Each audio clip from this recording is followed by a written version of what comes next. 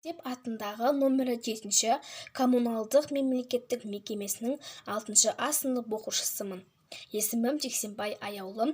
Мен сіздерге Абай Құнанбаевтың «Мен жазбаймын өлеңді ермек үшін» өлеңін мәнерлеп оқып беремін. Мен жазбаймын өлеңді ермек үшін, жоқ барды ертегіні термек үшін. Көкірегі сезімді тіл орамды, жаздым үлгі жастарға бермек үшін.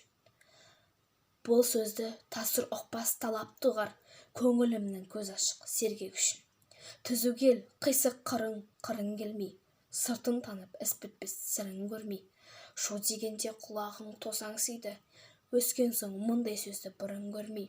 Таң аламын алдыңғы айтқанды ұқпай, және айта бер дейді жұрт тыным бермей.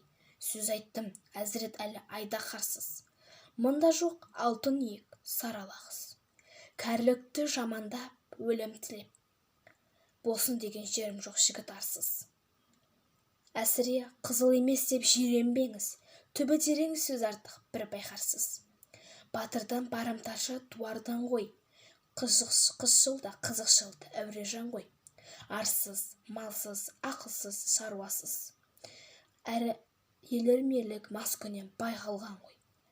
5-6 месіз бәңгі күлсе мәз боп, қинамай қызыл тілді кел, тілді ал қой. Өлеңі бар өнерлі інім сізге, жалынамын, мұны айтпа бізге.